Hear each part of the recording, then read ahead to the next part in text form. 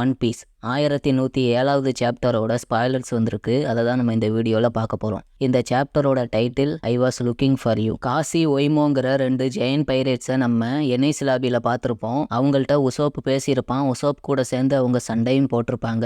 இப்போ அவங்க ஜெயின் பைரேட்ஸ் கூட தான் இருக்காங்க போல.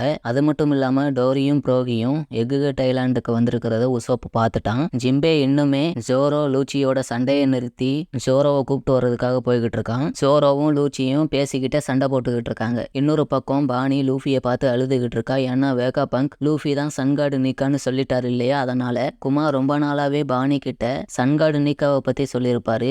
அந்த சன்கார்டு நீக்காவை இப்போ நேர்ல பாக்குறதுனால பானிக்கு ரொம்ப எமோஷனலா இருக்கு. அதனாலதான் அழுதுகிட்டு இருக்கா. இதை பார்த்த லூஃபியும் நீ எதுக்காக அழுதுகிட்டு இருக்க அப்படின்னு கேட்க, உன்னதான் நான் ரொம்ப நாளா தேடிக்கிட்டு இருந்தேன்னு பானி சொல்றா. என்ன தேடிக்கிட்டு இருந்தியா? இவ்வளவு நேரமும் நான் உன் பக்கத்துல தானே இருந்தேன்னு சொல்லிட்டு லூஃபி சிரிக்கிறான். அதாவது அவ சன்கார்டு நீக்காவை பத்தி பேசிக்கிட்டு இருக்கா அப்படிங்கிறது அவனுக்கு புரியல போல. அதுக்கப்புறம் லூஃபி பானியோட அந்த அட்டாக்கை பார்த்திருப்பான் போல. அதாவது நீக்கா மாதிரி மாறி பானி ஒரு அட்டாக் பண்ணா இல்லையா, அந்த அட்டாக் கூட ரொம்ப வீக்கா இருந்தது. அதை பார்த்திருப்பான் போல. அதை பத்தி சொல்றான். இந்த மாதிரி நான் உன்னோட அட்டாக்கை பார்த்தேன், அது ரொம்ப வீக்கா இருந்தது.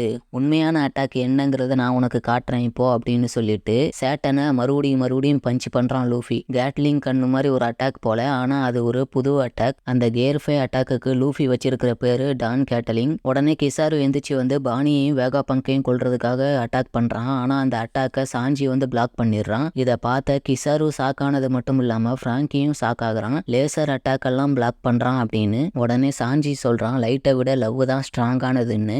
லூஃபி அடிச்ச அடியில ஒரு பூச்சியை அடிச்சா எப்படி பறந்து போய் விழுகுமோ அந்த மாதிரி போய் விழுகிறான் சேட்டன். அவன் விழுந்த அந்த இடத்துல தான் பிளாக் பியர்ட் பைரட்ஸ் 2 பேர் வந்திருக்காங்க.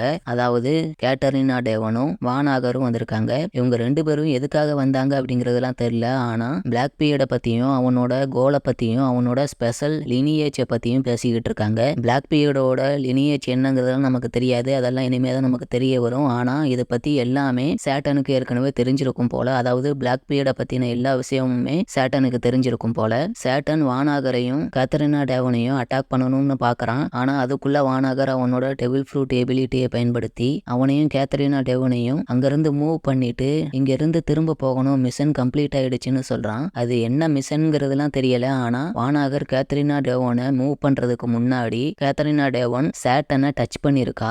அவ யாரை தொடுறாங்களோ அவங்கள மாதிரியே அவளால மாற முடியும். இப்போ சேட்டனை தொட்டிருக்கா.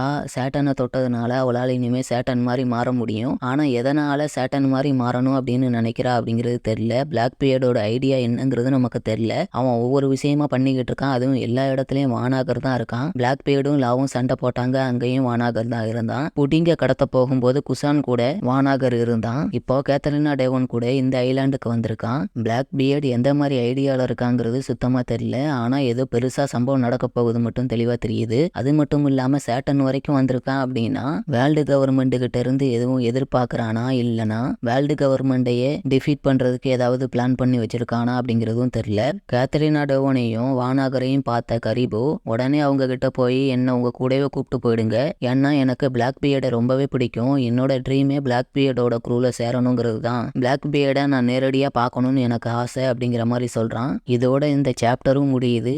Next week no break.